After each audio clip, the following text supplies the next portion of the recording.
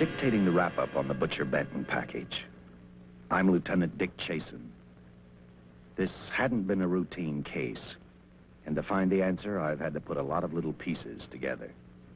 It began on the day most cases can be called closed. It was the day before the butcher was to be executed. He was visited by his attorney, Paul Lowe, in the death house. It was at this first meeting the Butcher Benton case took its first switch. Well, that's it, Butcher. The evidence against you was so strong, the government turned down your appeal. You're a rotten liar, Lowe. And now you're still trying to throw me curves. Look, I don't blame you for being edgy, but get this straight. I didn't double-cross you. I never worked harder for a client. You mean you never worked harder for a client to get him sentenced? You're a fool, Butcher. If you hadn't tried to double-cross Squeamy Ellis and Joe Marcelli, they wouldn't have turned state's evidence against you. But you had to get greedy. You wanted to keep the whole $600,000 for yourself. Well, the boys got sore, and I don't blame them. It was all your idea. You planned the whole job. You hired us. When you found out I'd staged the money, you decided it was time for me to die. You got those two crumbs to turn state's evidence on me. You stinking rotten mouthpiece. We both know that isn't true, Butcher. Now, look, what's the sense in not giving me the money? It's not going to do you any good. Well, I'll have the satisfaction of knowing that none of you three crumbs are going to spend it. What about Eva? Don't you owe her something? You tell me where the money is, I'll see that she gets your share. I've got a different idea. I'm going to kill you and Squeamy and Joe. Then I'll take care of Eva myself. You thick-headed ape, you're going to die tomorrow. Remember what I said. I'm going to get you, all three of you. Even for you, Butcher, that'd be quite a trick. So long, dead man. Remember what I said. I'm going to kill you, all three of you.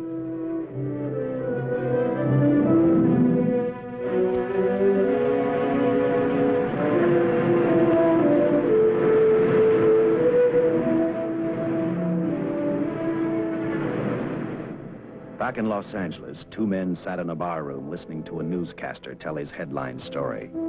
He played up big the butcher's threat to kill Paul Lowe, Squeamy Ellis, and Joe Marcelli for their having turned state's evidence against him. Squeamy Ellis didn't seem happy over the butcher's threat. Neither did Joe Marcelli. But they had figured, once a dead man, always a dead man. But this was one time everyone was in for a surprise, including the entire police department.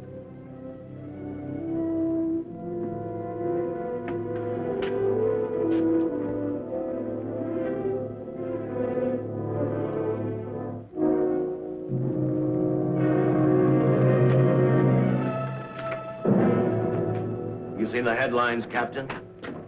Teletype just came in from San Francisco. Butcher's execution is set for 5 o'clock this afternoon. And like the newspapers say, he still refuses to talk about that stolen money. Well, I still have hopes of coming up with something. That's what I dropped by for, Dick. With Butcher's execution, the department's marking it case closed. That means you'll be reassigned. I spent a whole year trying to break this case.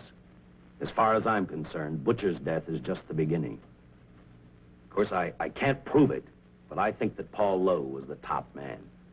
And even though I have to keep working on it while off duty, I'm going to get Lowe, Squeamy Ellis, and Joe Marcelli. Okay, Lieutenant. Officially, I've taken you off of the case. Unofficially, I wish you luck. Do me a favor. Keep me posted. Will do. Thanks, John. I headed for Eva Martin. She worked in a local burlesque house. I'm a cop, and my job is to ask questions and get answers. So I decided I might as well start again with her.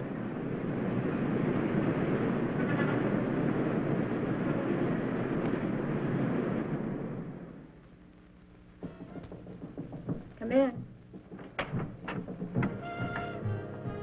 Oh. What do you want? I'd like to talk to you. Talk? You're a cop, aren't you? That's a good question.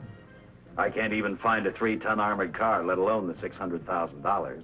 I've been on the case a year. I've told you, and I've told you, and I've told you. I don't know anything about the money. I never did. Benton's gonna be dead in a little while. I thought it might make a difference. I never knew anything about the money. Call me dumb. I didn't even know Charles was in the rackets until the trial. Now, take it easy, kid.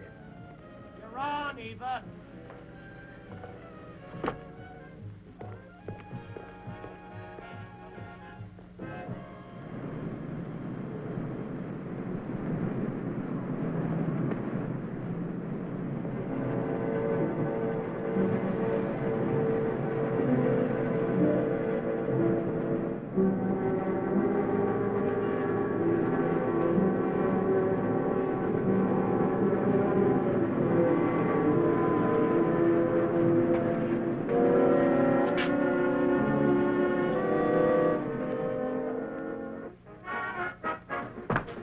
Honey, here's your wrap.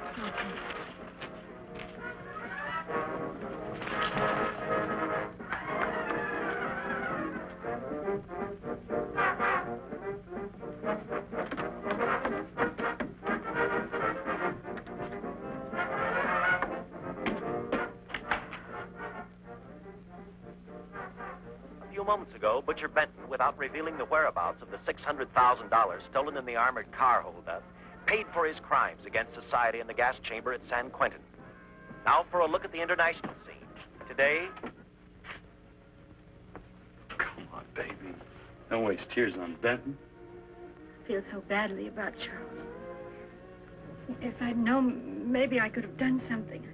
How about a drink? We could both use it. No, I just can't drink while she's working. Boy, see.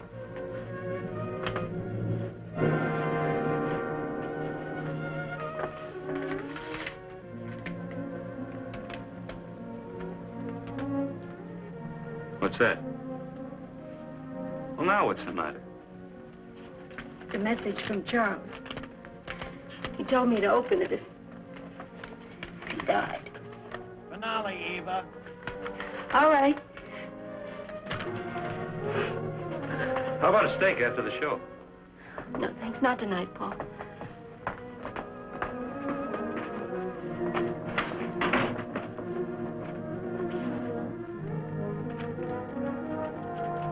I didn't find out until much later, but Paul Lowe, in opening the letter the butcher had given Eva, found a map outlining a section of the city sewer system. And clearly identified was the spot where the butcher had hidden the stolen payroll. He replaced it with a $50 bill. I guess he figured $50 to gain $600,000 was not a bad day's work.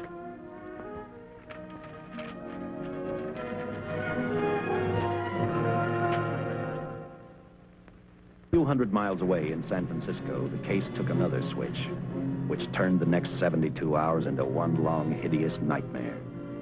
Dr. Bradshaw, a distinguished biochemist, was making preparations for a final experiment which he hoped would lead the way to a cure for cancer. He'd been successful with laboratory animals. The last step called for a human body. And Dr. Bradshaw's assistant quickly made a deal with a local mortuary and returned to the laboratory with the dead body of Butcher Benton.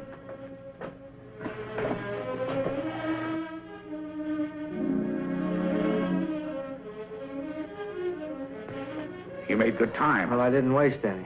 Any trouble? No, I just handed the money over and moved the body into your station wagon. That was that. Good. Get a syringe.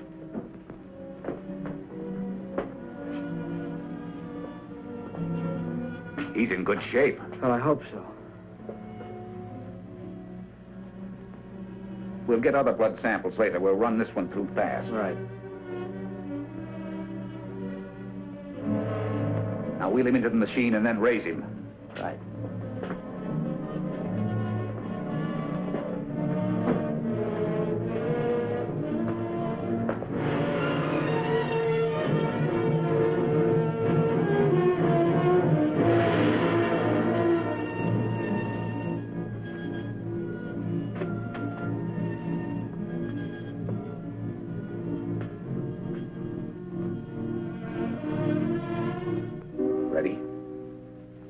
going to give him 287,000 volts? Yes, yes.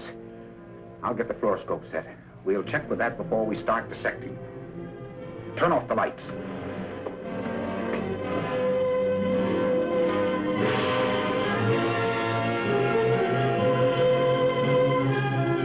There you are, old boy. If you respond properly and my theory is sound, you'll be more famous dead than alive. Throw the switch.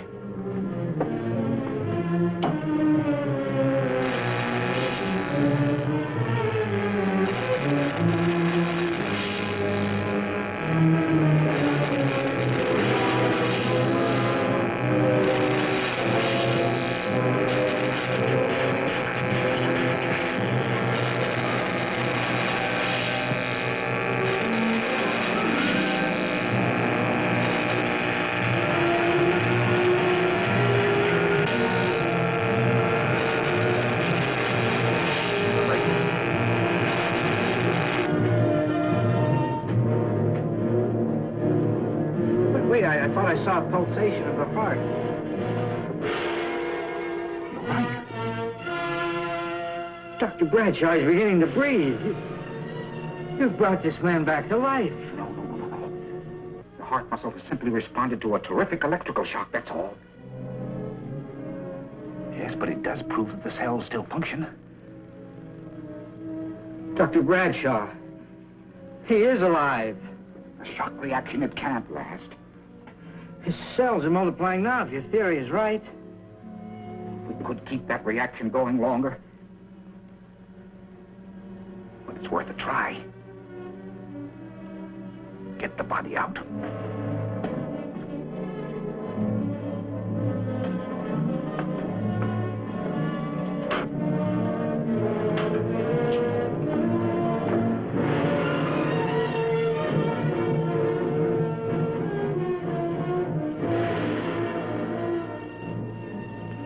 Get some adrenaline from the supply room. Some amyl nitrite, too. Hurry, hurry.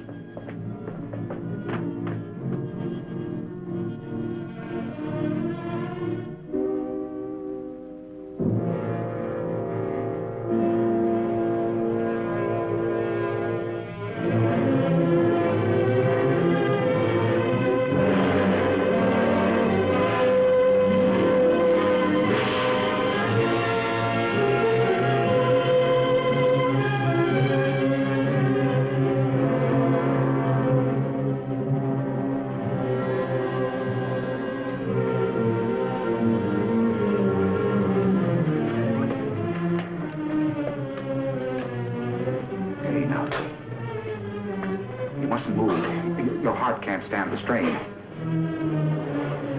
Now you must lie still. Please, please. Easy now. Easy. Easy. You must lie. Easy, please.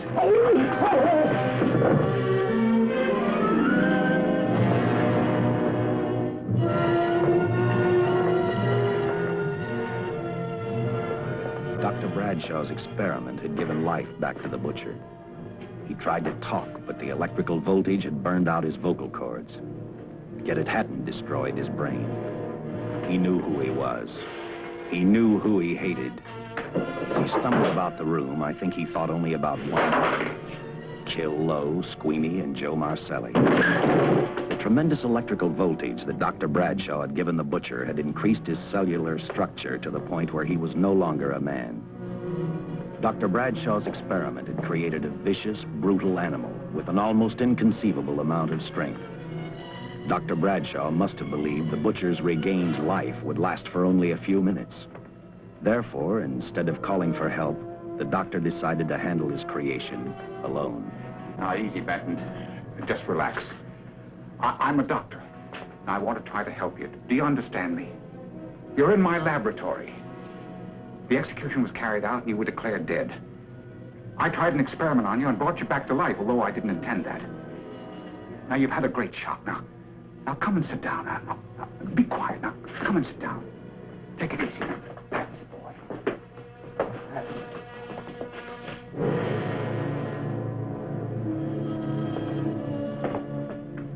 Careful. His reactions are violent. How do you explain this? Each cell must have multiplied 100 times. perhaps thousands. His strength is unbelievable. No, it's too late for the amyl nitrite. I want to get some blood samples, make some tests on him, find out what's happened. Get me a syringe.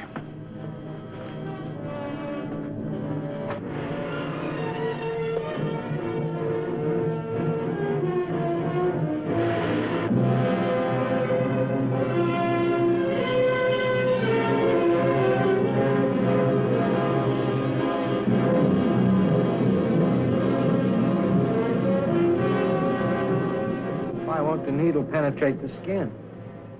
Tissue must be nearly a solid mass of cells. How are we going to get the blood sample? Surgically, perhaps.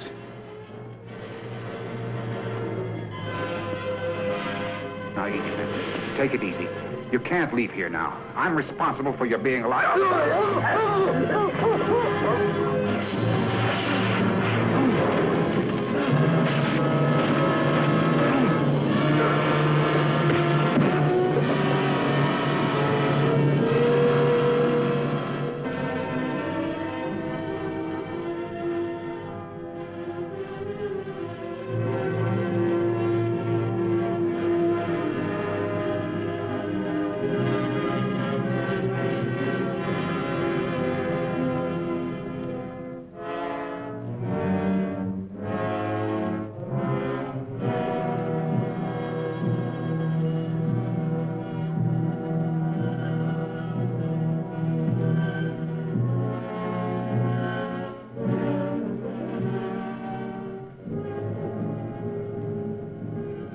Towards the end of this case, Captain Lauder and I found out the doctor and his assistant had been murdered.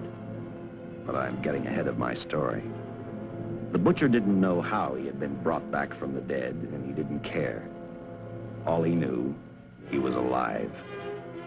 Then this monster-made man started thinking about Los Angeles.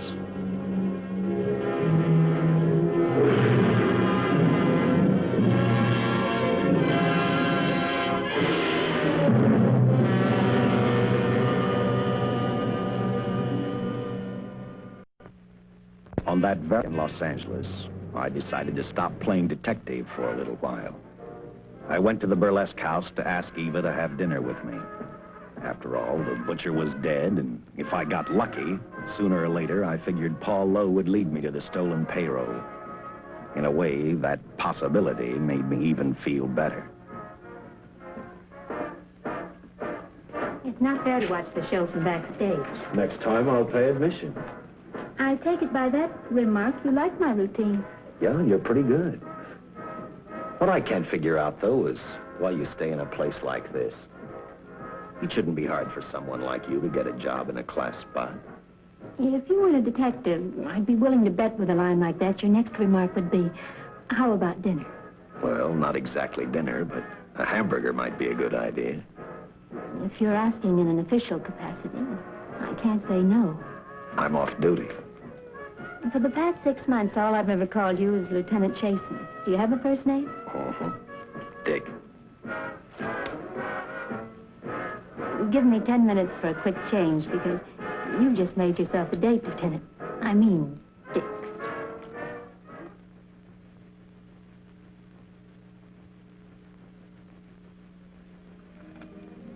Know something, Dick? I haven't had hamburger in the front seat of an automobile with a guy in a lot of years. Well, from now on, we'll do it more often. Funny. I always figured a policeman wasn't really a human being. I mean, unless he was arresting someone or trying to solve a case, he was unhappy. Shows you how wrong you are. In fact, everyone on the force gets fed up occasionally with the job they do. Maybe we're more human than anyone else. We see so much trouble, we get to hate the work. But as long as the world's filled with people, there'll have to be men who enforce the laws. What made you join the department? Now who's making with the questions? No, honest, I'd like to know. Well, it's really a very short story. When I got out of the Air Corps, I knocked around for a while. Well, I went to work for an oil company. One day, I went back to college on the GI Bill. Just before graduation, I noticed all about the police department exams. Seemed a pretty good thing to do with your life, so I took the exams, passed, then went on from there. If I ask one more question, will you give me a straight answer? Try. Am I still part of the Charles Benton investigation? I mean, right now. I don't think so. As far as the department's concerned, when Benton was executed, the case was marked closed. Inside of me, that's not good enough. I don't follow. Well, the $600,000 is still missing.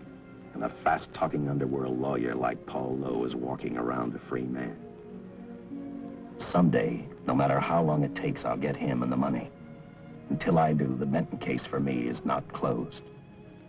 I give you my word, Dick. Charles Benton never told me anything about the money. Oh, I've been sure of that for a long time. But how did you ever get mixed up with anyone like the butcher? This trouble ever started just happened. I had a roommate who used to date Benton all the time. One day she packed and left for Chicago.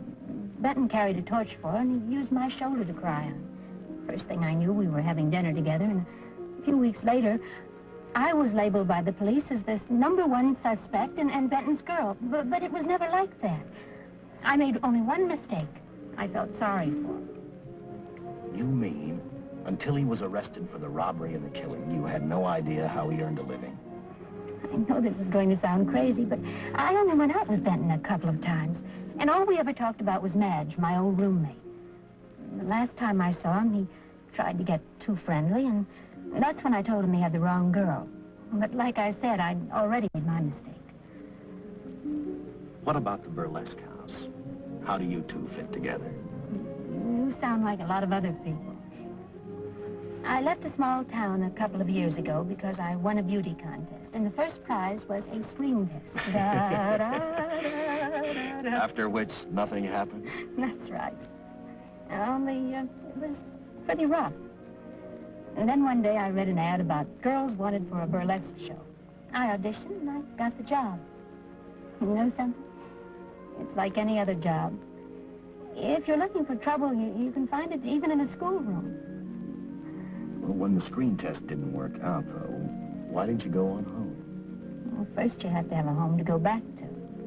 My folks are dead, so Los Angeles was as good as any place else. I don't know about you, but I do 8 shows a day, and at this hour I'm bushed. I know what you mean. Mind if I drive you home? No. And I'll tell you something else. I haven't minded anything about tonight. Not even the hamburger. I kept playing tag with Lowe. He made 4 telephone calls. 3 of them didn't interest me, but one did. The one to Joe Marcelli. I watched Joe head for his meeting with Lowe, and for some unknown reason, I began to get the feeling that this case was finally about to explode in my favor. You see what I mean? Well, look at that, will you? I see him stagger on 2 legs, but he's doing it on 4. Shut up, you flea bag. Well, look who's calling names. At least I ain't a squealer, a stoolie. I warned you before. All right, Harry, that's enough. I'll take care of him. I want to talk to him. Okay, Mr. Lowe. But any future business you've got with this psycho, take care of it upstairs in your office.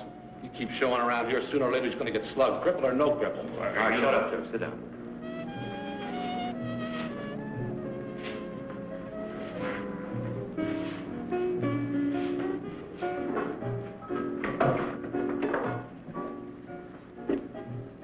I need a shot. Bad. You'll get one after I talk to you. You sober enough to understand? Yeah, I run out of dough. No wonder. Look at you. You used to be the best torch man in town. Now, I don't think you could crack a safe if you knew the combination. No jobs. Nobody wants me since I turned states on Benton. That's your doing. You told me. All right, quit crying. I got a job for you. If you can stay off that stuff long enough. You know I can if I've got a job. How much? What is it? It's $2 grand in it for you.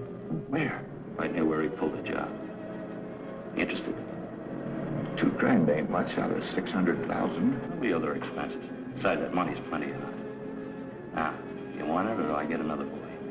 I'll do it. How soon do you want me to go to work? Set it up for tomorrow night. Call me before noon. I'm going to the races. 1. That's all. Little job's over.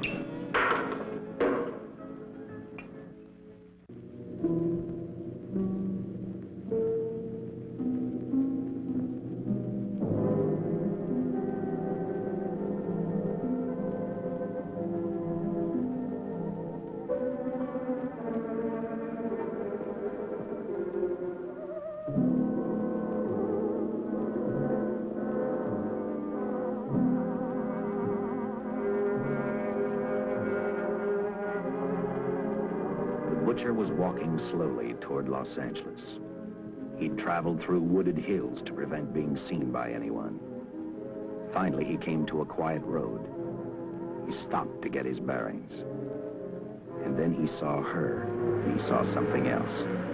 An automobile. For the butcher, that rang a bell.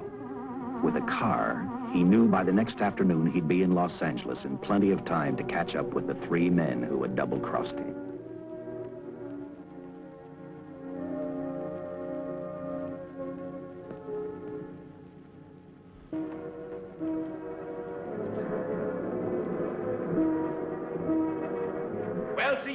Gentleman to be helping strangers in distress. I hope you don't mind me using the babe here as bait. Quite a dish, isn't she? But that's what she gets paid for. Bait, that is. Yes, sir. She's a real shaker artist of my outfit. Carnival man myself. Just call me Connie. Yeah. Well, friend, we're in a little bit of difficulty here. Got a flat tire, brand new car, no tools in the back. Why, some of these dealers make my carnival grifters look like babes in the woods.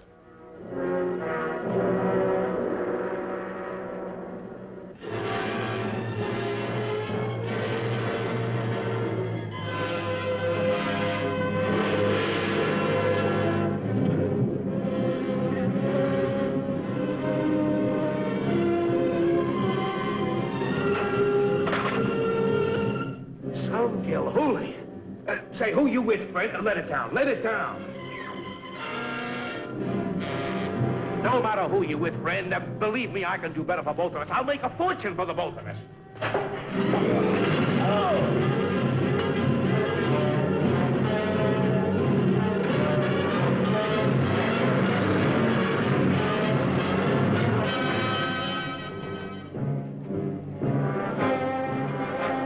Later, the San Francisco Police Department sent out an APB. Squads were sent to various parts of the countryside.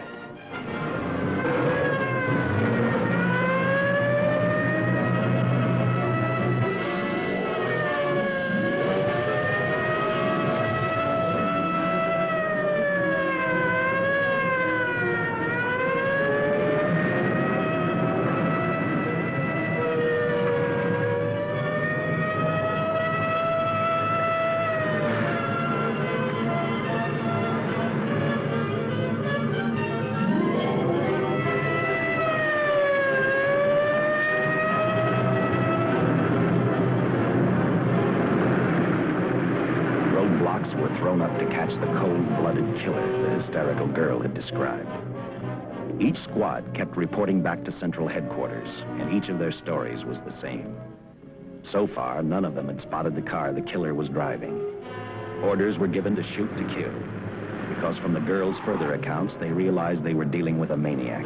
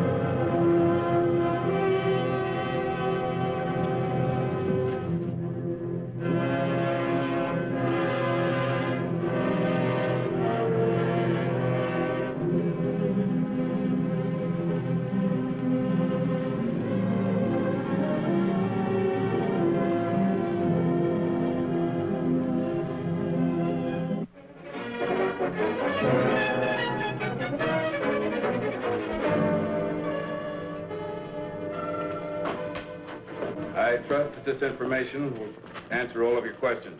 If I can be of any further service, let me know. Sincerely, J.I. Louder, Captain Police, L.A. Here's another all points from CHP, Captain.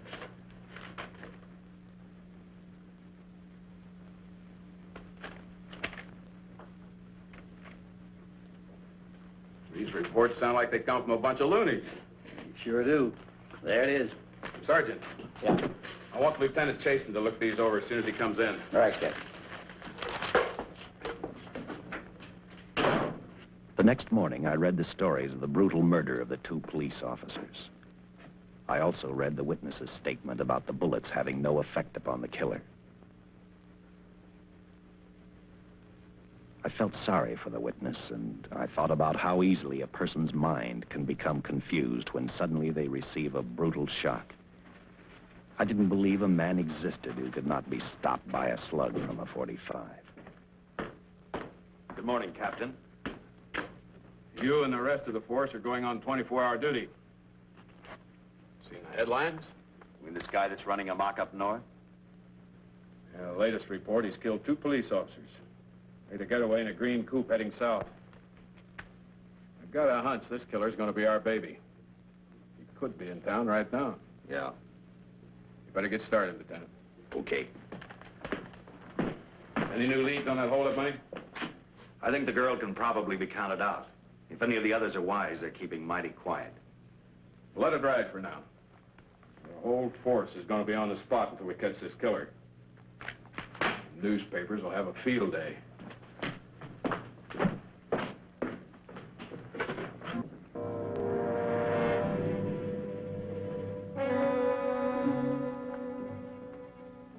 We were wrong about 2 things. The killer was already in our city, and we didn't know he was Butcher Benton. He headed straight for Eva Martin. He went to her dressing room to get back the map he had left in the envelope with her. He wanted first to check his money, then catch up with Lowe and the others.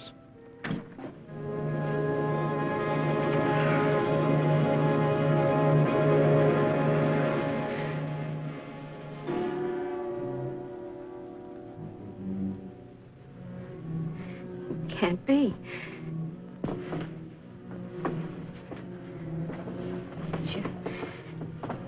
You do look like him.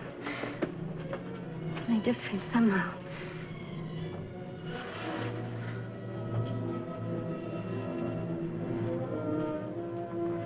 It is you. Why didn't somebody tell me? What's happened, Cheryl? These look like bullet holes. Are they?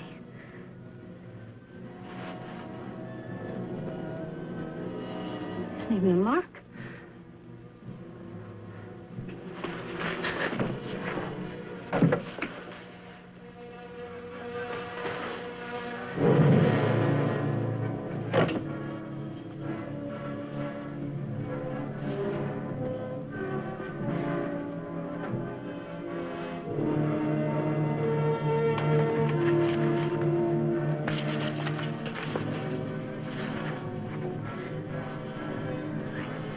I opened it like you told me. I found the $50.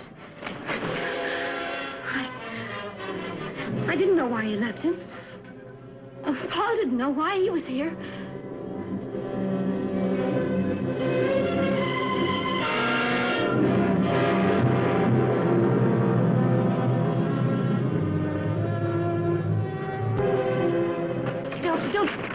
Don't think crazy. The name of Paul triggered his hate. He left her dressing room and started for Squeamy Ellis and Joe Marcelli's place. Because he knew, with them out of the way, Paul Lowe couldn't open the strong box where the money was hidden. He thought of Squeamy and Joe first. He was saving Paul Lowe for last.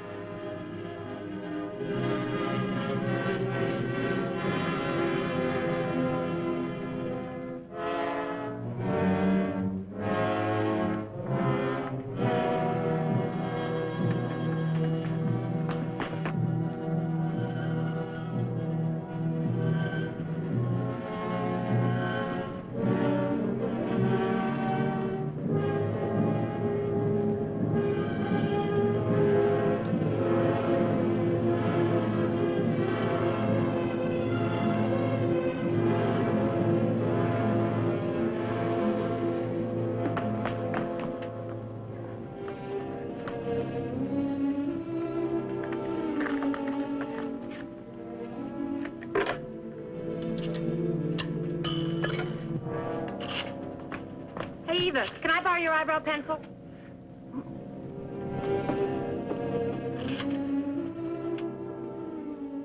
Operator, get me police headquarters. Lieutenant Chasin, please. When do you expect him? Well, tell him Charles Benton is alive, and even bullets can't stop him.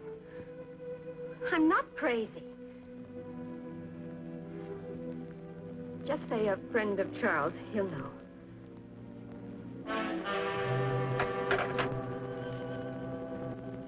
She tried to tell him the butcher was alive and on his way over to kill him. Squeamy didn't believe her, and in a way you couldn't blame him. Who in their right mind would believe a man had returned from the dead? What Squeamy actually believed was that the butcher, before his execution, had hired a killer to carry out his threat.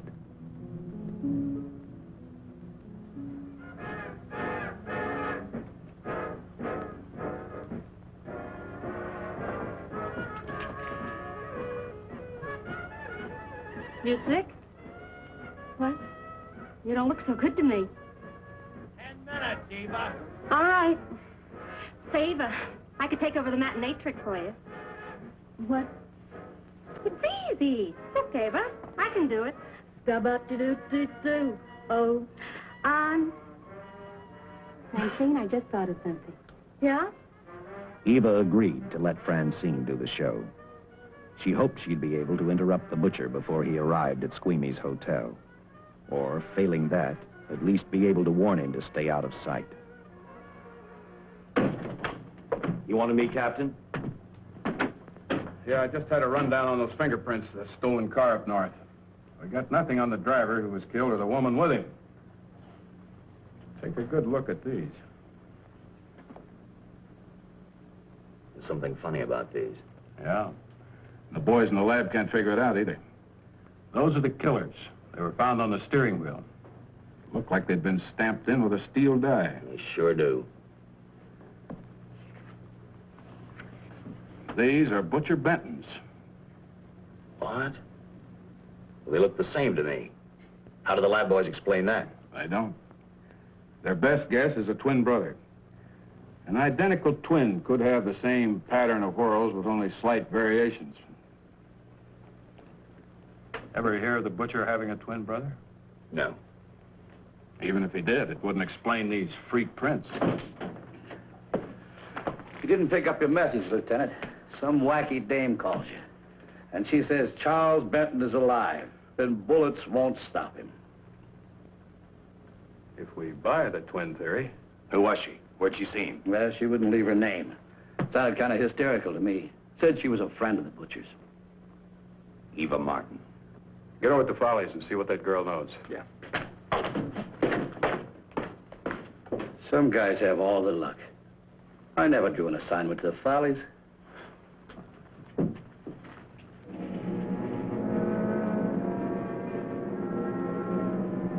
Meanwhile, the butcher headed for Squeamy's hotel. He didn't seem to be in any particular hurry. Actually, he seemed like any normal person, on his way to work or on his way home.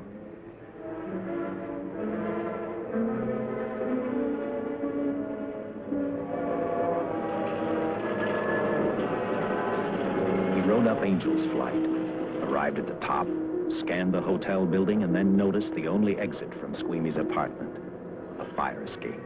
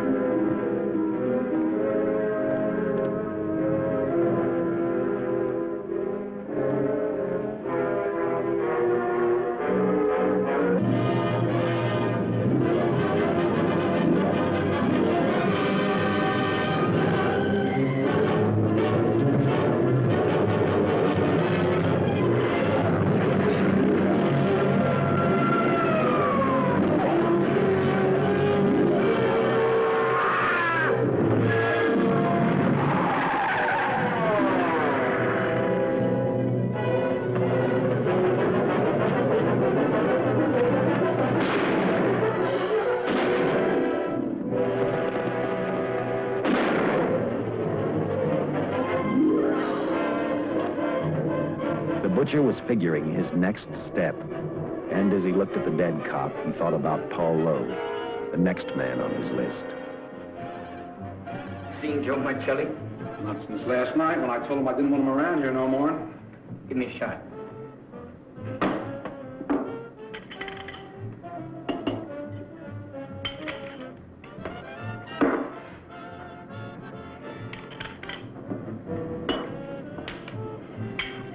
Look, I need help. Just found out that Benton's hired a killer to get me. He's after Joe, too. Then drink up and get out. I don't want no trouble around my place. You're a real pal. Drink up and get out, I said.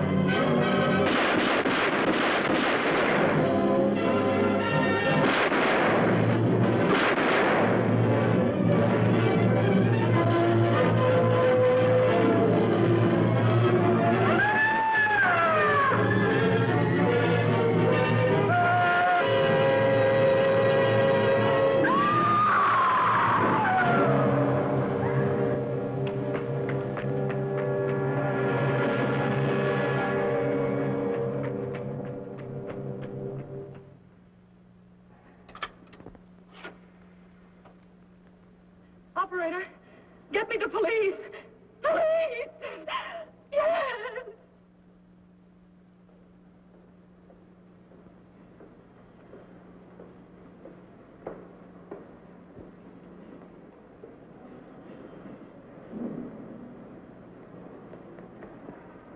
What's happened?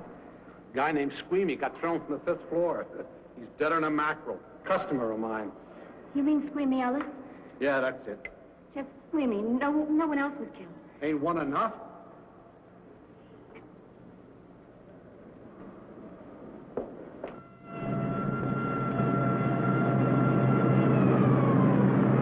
I tell you, the bullets never even phased him. He must have been wearing a bulletproof vest. God help us when the papers get a hold of this. Keep an officer on duty here till you hear from me. We're going to stake out on Joe Marcelli. I'd like to talk to Joe. Lauder, I'm going to call San Quentin. Suppose Benton is alive. Every available man's been put on the case now. Yes, sir. All right. All right. Anything new? Report on Dr. Bradshaw, owner of the station wagon. The San Francisco police located his laboratory in the basement of an electrical power receiving station. Bradshaw, what's he know? He's dead. And another man, too, his assistant. The lab is a shambles. But now we're getting some action from San Francisco. Benton's body never arrived at the mortuary where it was supposed to go. An attendant there finally broke down, admitted he picked up some quick cash by handing the body over to a man he was unable to identify. The man was driving a station wagon. Blast it, man. The chief's on my neck, and the commissioners are on his, and the mayor's on theirs. Now, am I supposed to tell him that our killer is a dead man? They found a notebook in Bradshaw's lab. It ties his experiments in with a Professor Dwiggins at Caltech. I hope to hear from Dwiggins soon. Captain, report from the valley on a hysterical woman. Reports the presence of the killer. There's the location. Let's go.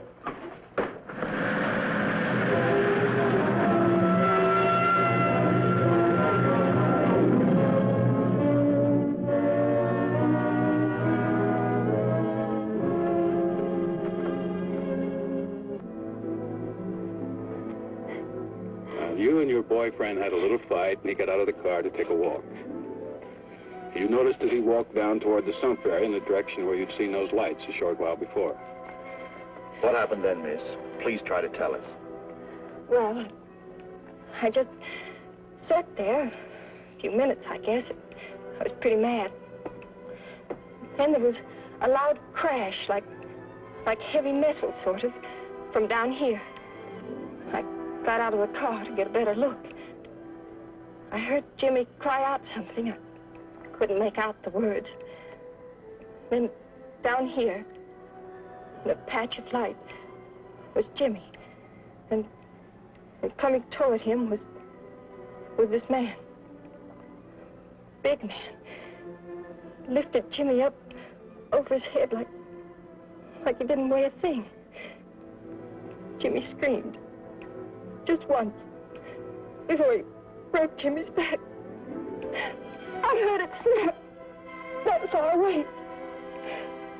Then I started running till I found this house. They let me use the phone. Thank you, miss. We'll see that you get home right now.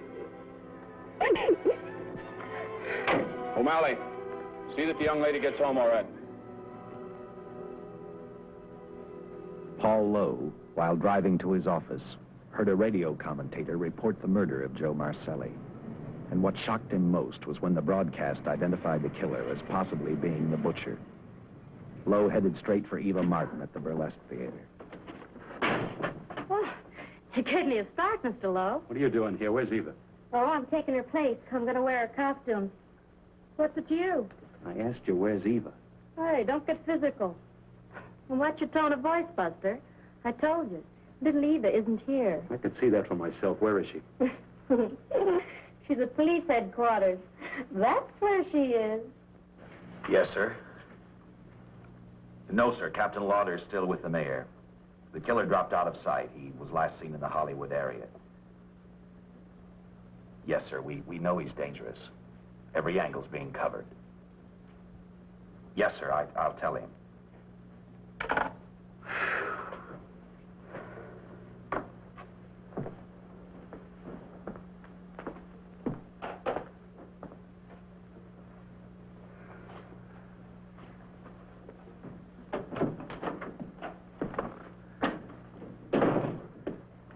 Yes, see how these fit.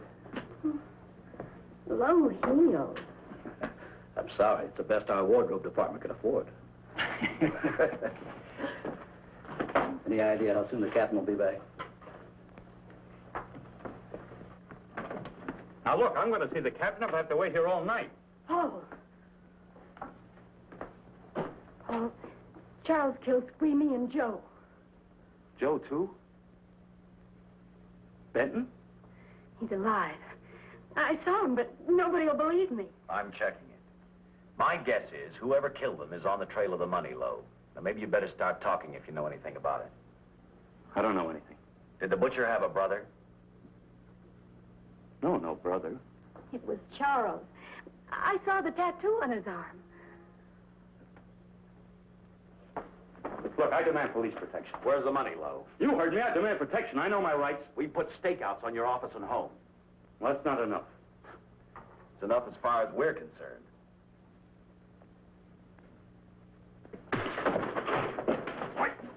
Now you gonna book me, Sergeant? Then throw away the key.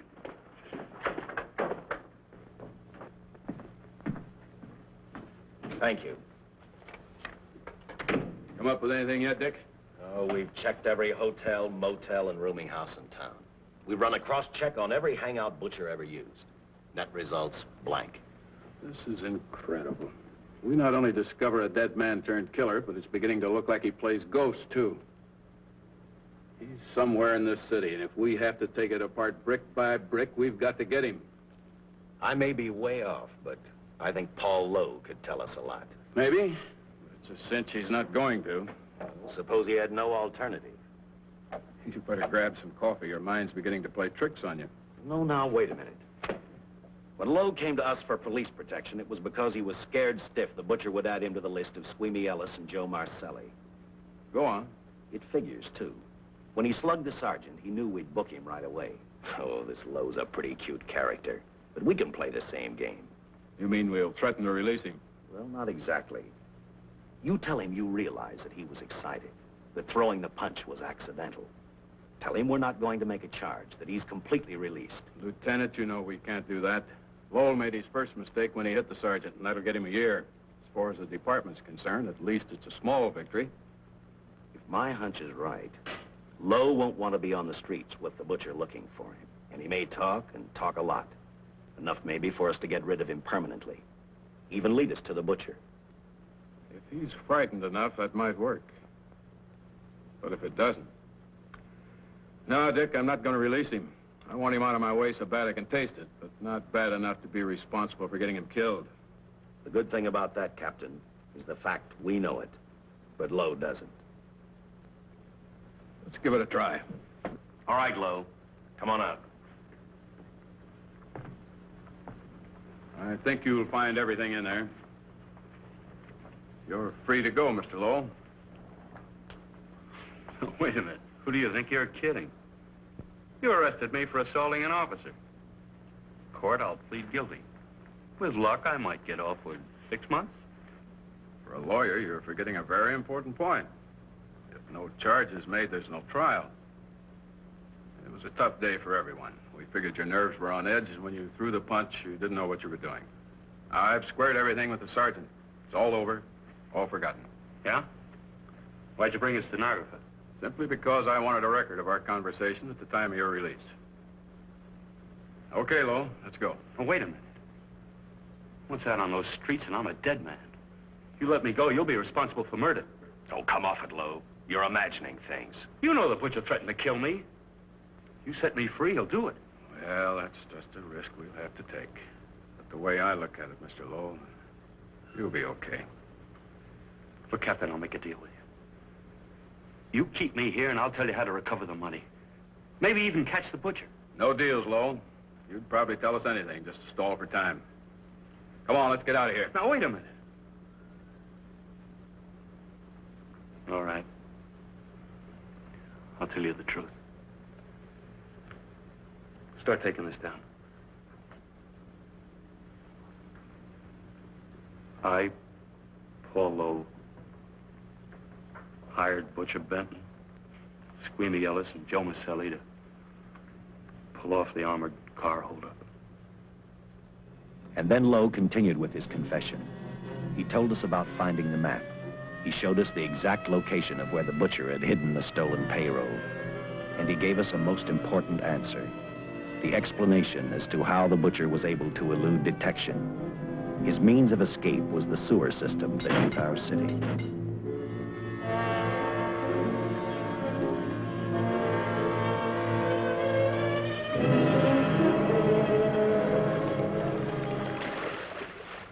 The department went to work fast. Every police squad in the city was detailed to cover a specific area.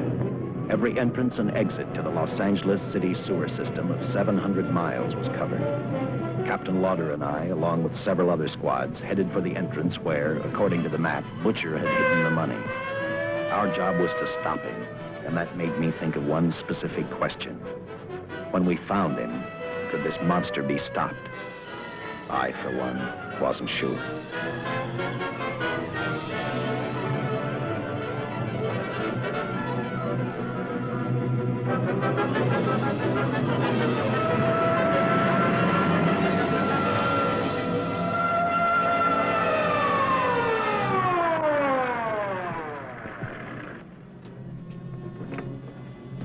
Everything all set, Lieutenant? City engineers mapped out each possible exit. A squad of officers are spotted at every point. If the butcher can be caught, now's the time. Well, after I talked to Caltech, I called on the fire department for a little help. The professors thought a flamethrower might stop him. Flamethrower? I suppose their boys have had a chance to join our squads by now. See, we have one with us here. Have you thought about what'll happen if this doesn't work? No. I've been praying too hard that it will work.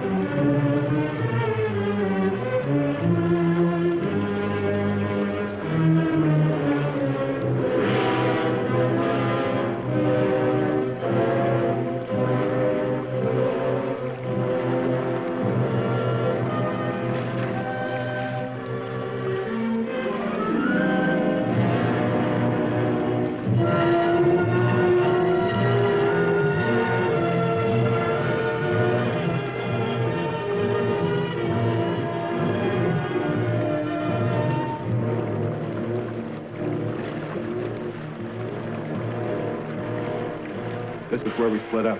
I'll go straight ahead.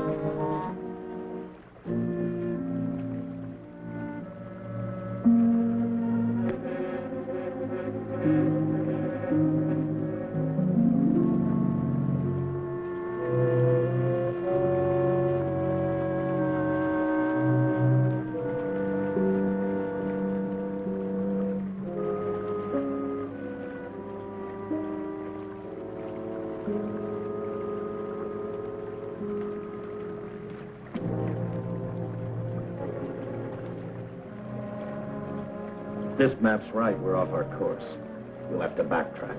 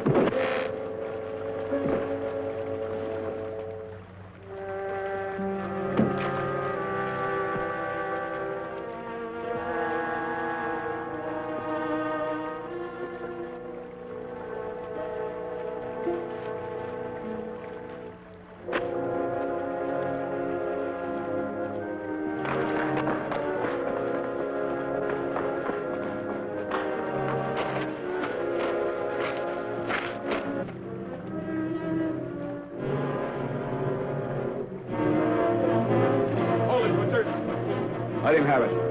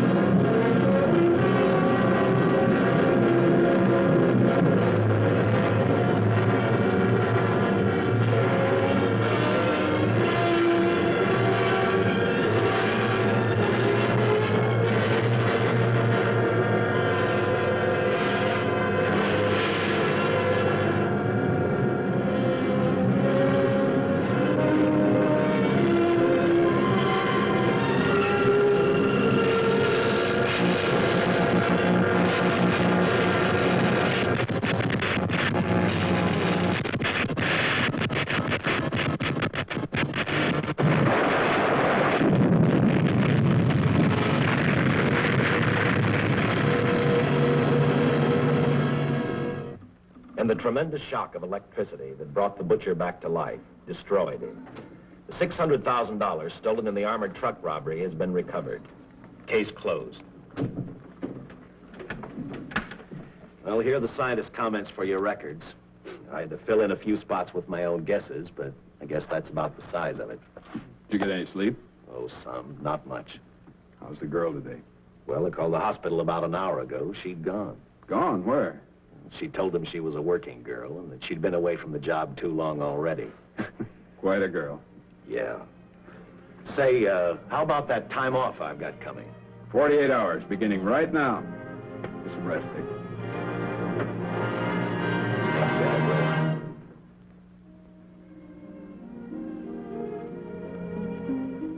something, Dick?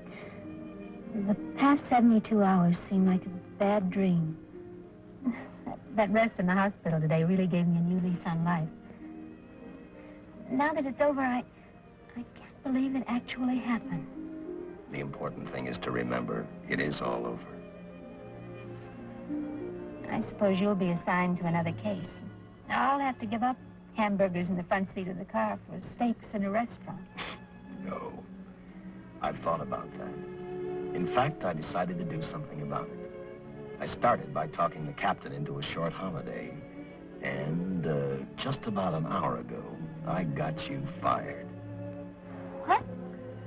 What did you do that for? I figured that being my wife would take up all of your time. Even if I wanted to say no, I couldn't. You're not supposed to say no to a detective. I figured that, too.